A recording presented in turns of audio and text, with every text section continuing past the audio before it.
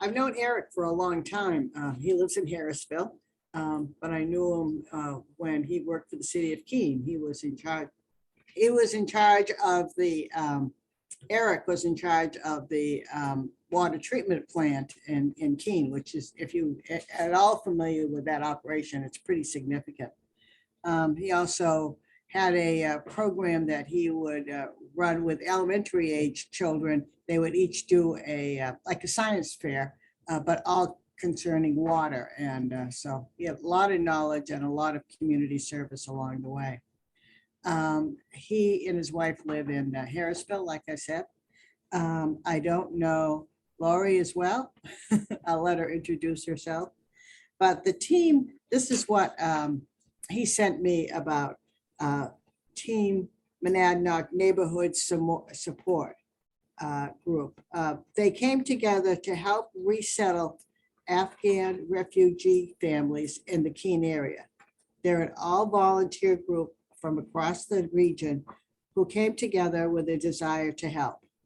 Rob and Laurie and Eric are the co-leaders of Monadnock NST. And they're going to fill us in with the other details as we go along. So welcome, Eric. I'm really pleased to have you here as a speaker, and welcome, Laurie. It'll be good to hear from you. And Norm, it's good to see you on Zoom, or not see you on Zoom. All right, thank you very much. Bye now. Okay, thank you. Greg, is there a chance that you could turn the camera so we can see the crowd? Oh.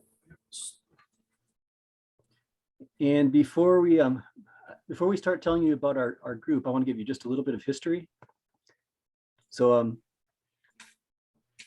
in the beginning, God created the heavens and the earth. Wait, how much time did you say we have? No, we'll give you an abridged version. So I'm part of a group called the Keene Immigrant and Refugee Partnership. We formed in 2017. The administration at that time was starting to have some very hostile rhetoric toward immigrants, and we were seeing that followed up with some hostile actions out in communities, both verbal and in physical attacks on immigrants. And that was something that really troubled us, a group of us, and we wanted to counter that. And so we formed this group called the Keene Immigrant Refugee Partnership, or KIRP for short, basically to be an immigrant advocacy organization. Also, it's not a nonprofit, it's not formally organized, it's a relatively loose group, but it's all volunteer. But we started to do things to stand up for and promote immigrant welfare in terms of things like we arranged for a free dental day for poorer immigrants. We did a number of community mixers with immigrant families where people came together and kind of talked about their cultures and shared food and stories and songs and things like that. We did quite a number of things actually, and it's a long list, so I'm not going to get into it, but our goal was basically to make Keene and the area welcoming to immigrant families or anybody who wanted to come and settle in the area. And so, being the Keene Immigrant and Refugee Partnership, whenever we started to see the withdrawal of U.S. troops from Afghanistan, and realizing, as the troops pulled out, a lot of people in Afghanistan were put into grave danger. So people who had been like women activists, people who were helping to move the country forward, but maybe away from the goals of the Taliban. Those people who were moving the country forward were suddenly put in grave danger. This included a lot of people, tens of thousands of people who helped the U.S. military, either as interpreters or in a large variety of capacities. So as they started to pull out, we saw, a lot of you saw, probably all of us saw these throngs of people trying to make it to the airport, trying to get out of the country because they knew that once the U.S. was gone, they no longer had the protection because their government was falling quickly. And by the time we pulled out, had essentially fallen. So we saw this throng of refugees coming over, and we wanted to do something to help. So a group of us from KERP started to reach out to some of the resettlement agencies in the area. There's 3 of them, 2 in New Hampshire and 1 over in Brattleboro. So we reached out to the International Institute of New England, the Century of Care Alliance, and the Ethiopian Council for Community Development, which was the organization helping to settle refugees in Brattleboro area. And one of them got back to us and started a conversation. This was a Century of Care Alliance. And so they told us about a new model that they were doing. Usually a Century would be,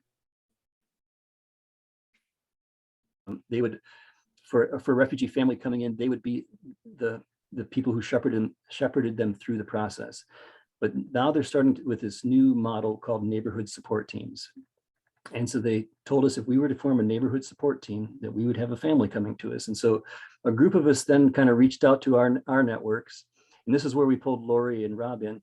So we reached out to our networks to see if we could get some people who were interested in forming this team. And it's a pretty big commitment. Laurie and Rob stepped up immediately as co-leaders, and I kind of joined them a little bit reluctantly, I hate to admit, but so we stepped up and we formed this team starting right at the very end of last year. Starting our first real meeting as a team was the beginning of January. And we've been meeting once a week since that point in time. So we had to kind of lay the groundwork. We had to form different committees that were going to help any families coming in with various aspects of resettlement. And we had to kind of build our relationship with Accentria as well. So since that time, we have our first family arrived maybe about a month ago now, or just over a month ago now. So we have a family of 3 that has come into Keene. We have helped them to get settled in. We've helped. They have a young child who's 8 years old. He's now enrolled in the school. We help with the enrollment process, and we're assisting in all aspects of just settling into daily life. We found an apartment for them. We furnished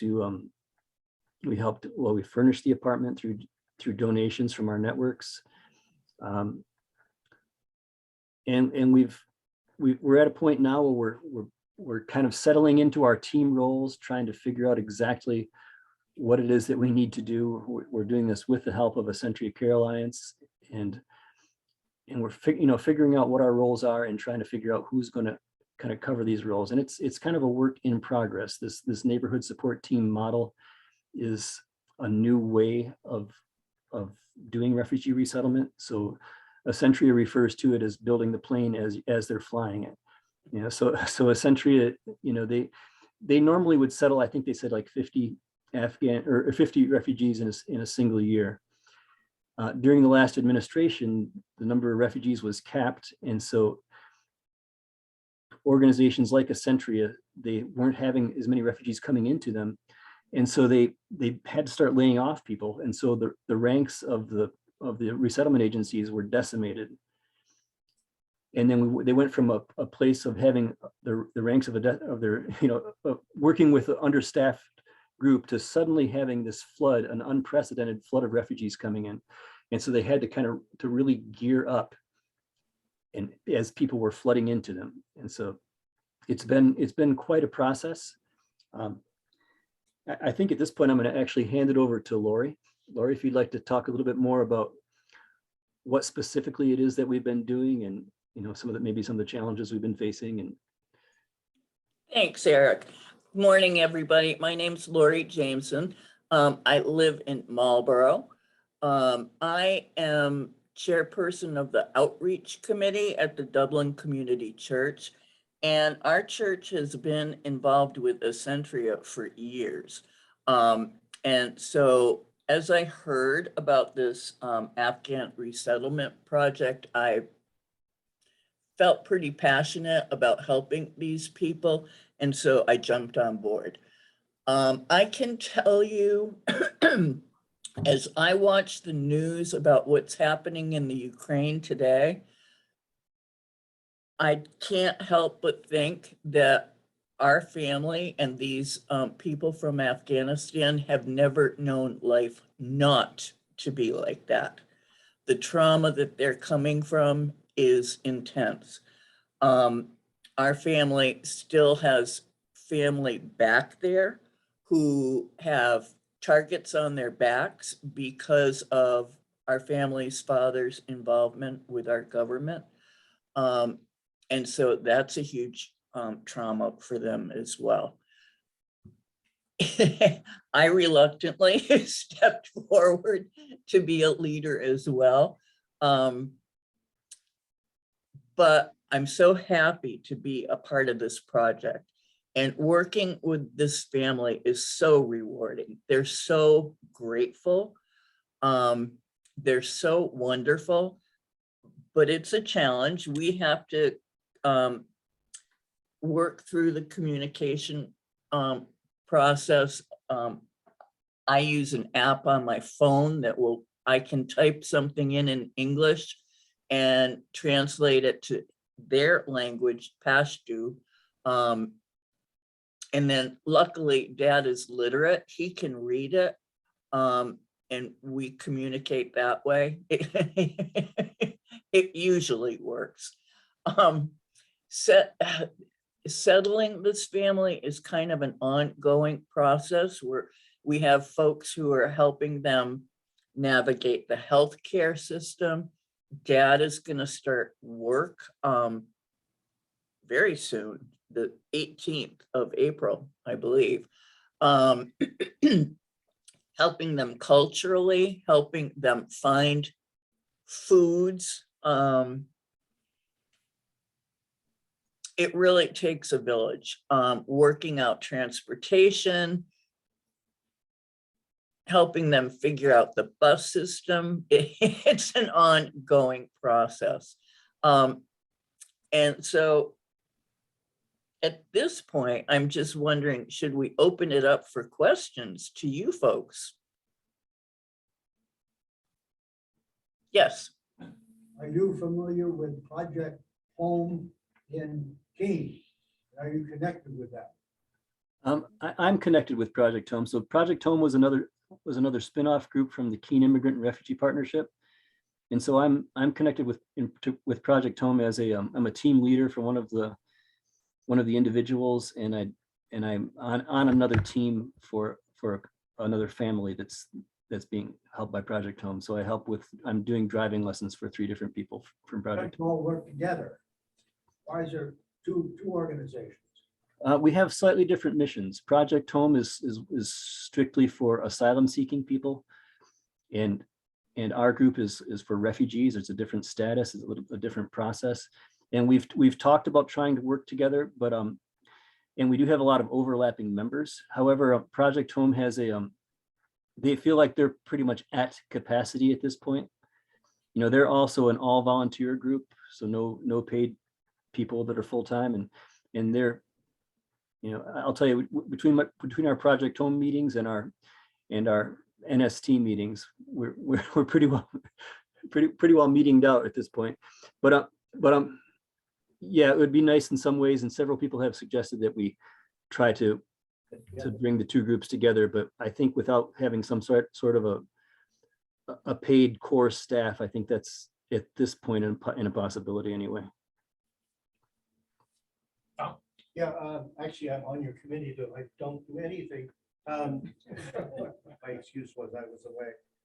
My question is, what can Rotary clubs and people like us do to help you? I mean, obviously, most of your transportation needs are in Keene, but yeah, so that's basically, what can we do for you is my question. Yeah. We do have a member on our group who has a home in Peterborough.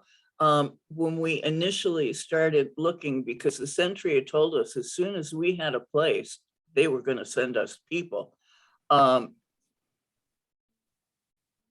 That kind of fell through a little bit because there was a delay in having his background check approved. If anybody who works directly with the family needs to go through a background check and be cleared first. So originally we had thought we were going to be welcoming a family to the Peterborough area. And there are members on our NST who belong to Dublin Community Church, who also live in Peterborough, who had stepped up and said they would help with transportation and things like that. We did just find out at last night's meeting of the possibility of receiving some funding to help welcome another family. One of the biggest challenges is finding a place for them to stay. So it's possible we may be getting a family in the Peterborough area. That's absolutely up in the air, and it wouldn't be for about another 3 months, but just getting the word out, keeping an open heart and mind to welcome others into our communities.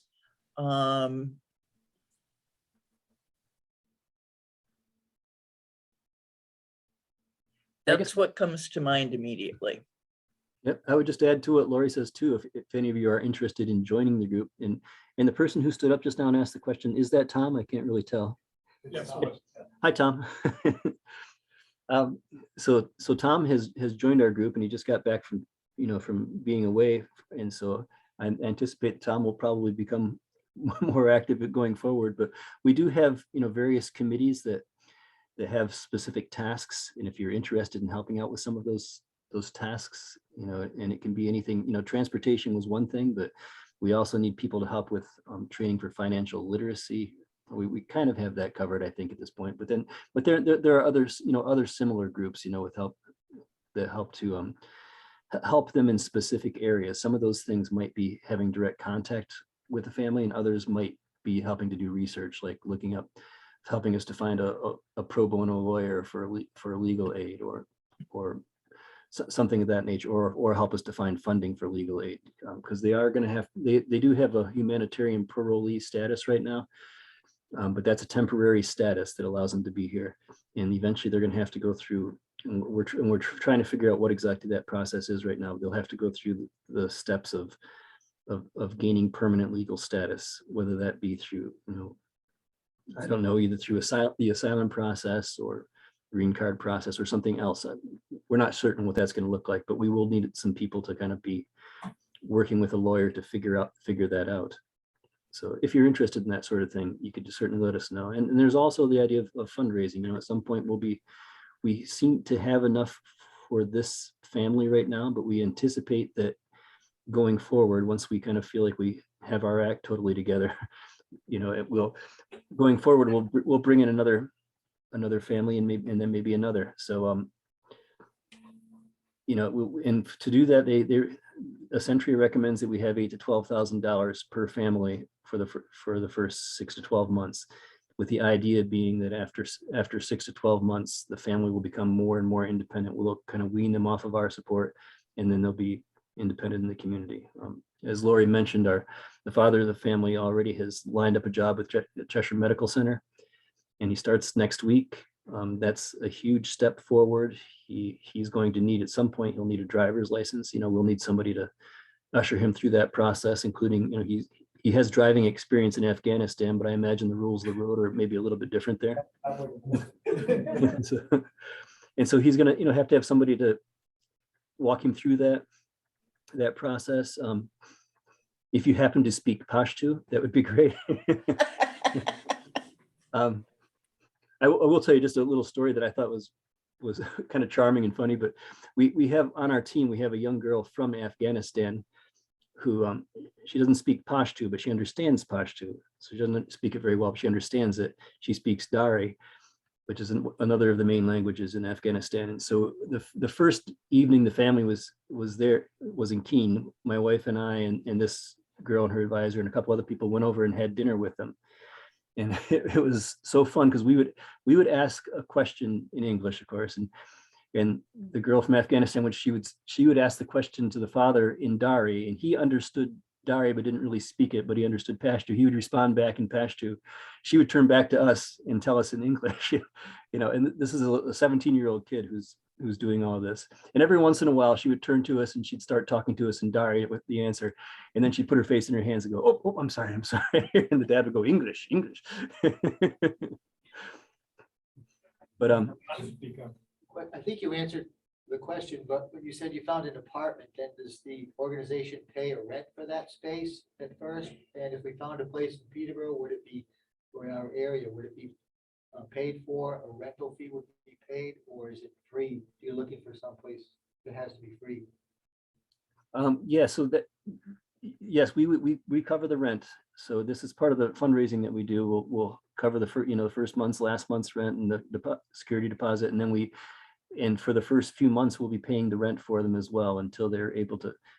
So the father of this family is, he starts work next week, and we'll give them a couple of months to kind of put away money, and we'll continue to cover pretty much all expenses initially. And then we'll start to kind of wean them from, so that they'll have a little bit in reserve and don't just start out living paycheck to paycheck. There is a challenge there with that process, is in that, Laurie mentioned that this family has family back in Afghanistan, and they're struggling. Every time the Taliban comes to their village, they have to flee, and they're not able to do the work that they used to do. He used to have a small shop of some sort that I think he sold fruits and vegetables or something, and did something else before that too. But he also had worked in some capacity with the U.S. military. But so the families want to send their money home, and they want to keep as little as possible. They want to, like, for instance, his first paycheck that we saw from he had a part-time, he had a job in Concord when before he came to Keene. He was living the family was living in a hotel over there for a couple of months, and one of the paychecks was sent in to us. And the first paycheck, he wanted to keep like $50 and send the rest of it home to his family. So that's a little bit of a challenge, to figure out how to help them find that. I mean, in the end, they have to make that choice, but they also have to have enough money to cover their own expenses. But I guess that was kind of a long roundabout answer to your question was about covering expenses or covering apartments. And yes, we would cover apartments initially. It would be, in some ways, it's easier for us to continue to settle in Keene, since we do have a family there now. And if we bring another family into Keene, that is, that's somebody for them to have a little communion with, or to get together with, and it would be support for the first family as well. However, that doesn't preclude bringing a family to Peterborough. A lot of our volunteers are also kind of Keene or Keene centered. But if we brought a family into Peterborough, we maybe would rely on you to help put the word out and help us to gather more volunteers, because we would need kind of like a sub team, like a sub team from Peterborough. Any other questions? Yeah, hi. Hi, Eric. Hi, Eric. My question is, I'd like to know a little more about the family that you're sponsoring. How long have they been in the US? How long in Keene? And how are they doing with their adaptations so far? English, for example, ESL, English as a second language. So they've been in the country since, I believe it was probably August or September. They were on a military. October 21st, they arrived in the US. Okay, so they're on a military base for, well, actually, Laurie, you have that information in front of you. Maybe you Yeah, can- they arrived in the US on October 21st. They were living on military base in tents. The military kind of started getting them processed here into the United States. From the military base, they came to Concord, New Hampshire in the middle of January, and were living in a motel room. Dad did have, as Eric said earlier, a job over in Concord. And we welcomed them here to Keene about a month ago. So it's been a long process with a lot of different transitioning for them. And I think they spent some time was it in Cotter before that? Mhm. And you asked about English too, Harry. So they're currently taking ELL classes online. Is that every weekday, Laurie? Yes, And Monday through Friday. And so my wife is also going in and tutoring once a week with the young son, and and the wife. Mhm. And others, I think some other tutors are going to be lined up as well. We have some of the people who volunteered to do that, maybe on some of the other weekdays. The dad seems to understand a fair amount of English, and the young son is really seems to be, I think he understands a fair amount too. And of course he's immersed, he's at Franklin School in Keene, and then Franklin is a school in Keene that takes in all the students that need ELL. And so he has a lot of help there. Congratulations to you folks for what you're doing. Thanks. Just do one last question and then wrap things up religiously with past 8:30.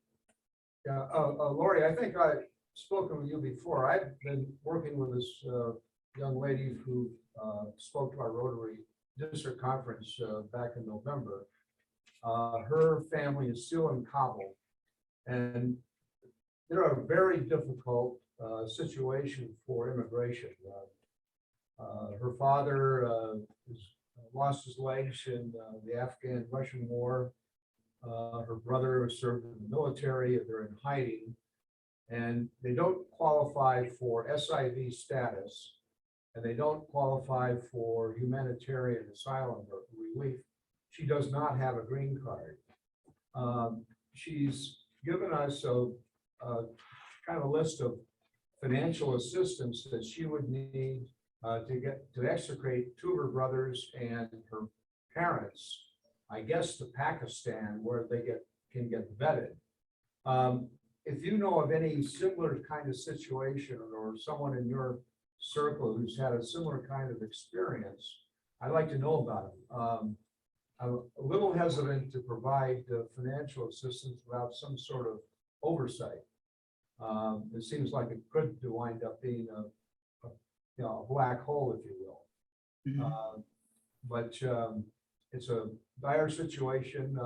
She sent me a picture or a video of the Taliban knocking on her parents' door a few weeks ago, and the family had to go into hiding. It's not a pleasant situation, but it's not an easy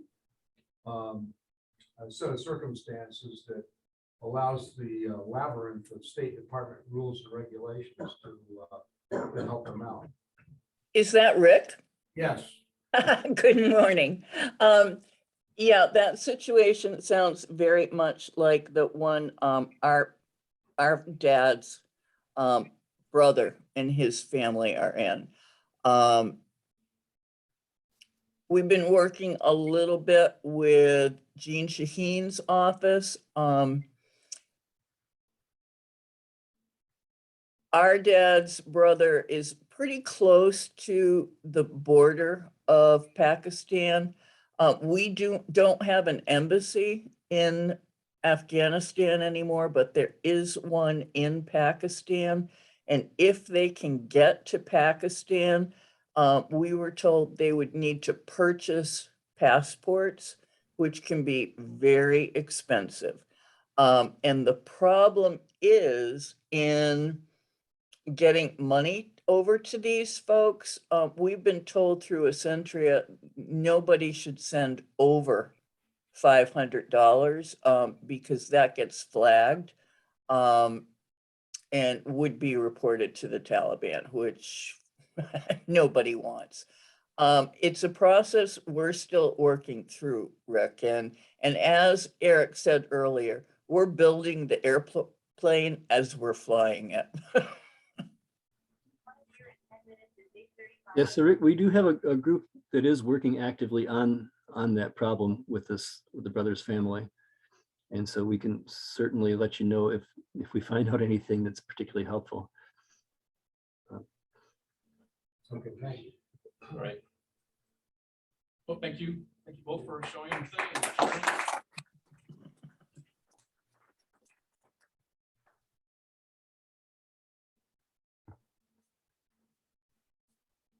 I really appreciate your effort, Eric. Very commendable.